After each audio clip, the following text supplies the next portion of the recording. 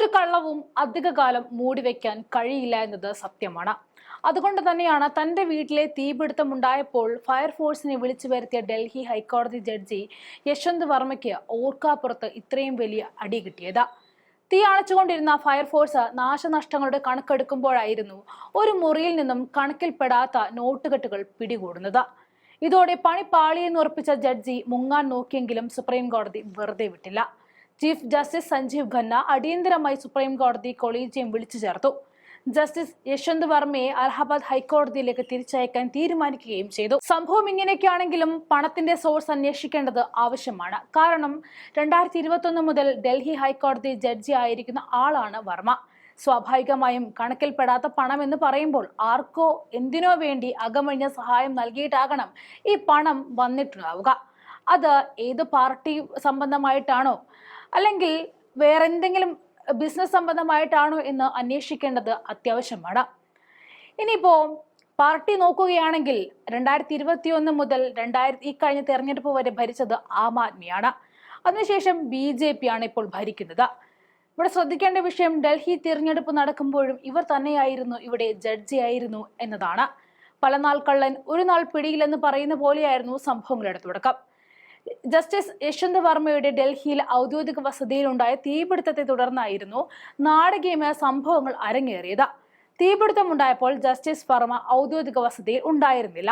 കുടുംബാംഗങ്ങൾ അറിയിച്ചതിനെ തുടർന്ന് ഫയർഫോഴ്സ് എത്തി തീ അണയ്ക്കുകയായിരുന്നു. തുടർന്ന് നടപടിക്രമങ്ങളുടെ ഭാഗമായിട്ട് ഫയർഫോഴ്സ് അംഗങ്ങളും പോലീസും തീപിടുത്തത്തിലുണ്ടായ നാശനഷ്ടങ്ങളുടെ കണക്കെടുപ്പ് ആരംഭിച്ചു. ഇതിനിടയിലായിരുന്നു ഒരു മുറിയിൽ നിന്നും കെട്ടുകണക്കിന് പണം കണ്ടെത്തിയത്. പരിശോധനയിൽ ഇത് കണക്കിൽപ്പെടാത്ത പണമാണെന്ന് കണ്ടെത്തി. സ്ഥലത്തുണ്ടായിരുന്ന പോലീസുകാർ ഇക്കാര്യം ഉന്നത ഉദ്യോഗസ്ഥരെ അറിയിച്ചു. തുടർന്ന് വിഷയം അതിവേഗം കേന്ദ്ര ആഭ്യന്തര മന്ത്രാലയത്തിലെ ഉന്നതരുടെ ശ്രദ്ധയിൽപ്പെടുത്തി. പണം കണ്ടെത്തിയ വിവരം കേന്ദ്ര സർക്കാർ സുപ്രീം കോടതി ചീഫ് ജസ്റ്റിസ് സഞ്ജീവ് ഖന്നയെ അറിയിച്ചു.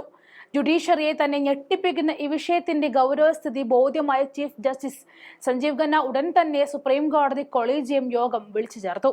കൊളീജിയത്തിലെ മുഴുവൻ അംഗങ്ങളും വർമ്മയ്ക്കെതിരെ നടപടി വേണമെന്ന നിലപാടാണ് സ്വീകരിച്ചത്.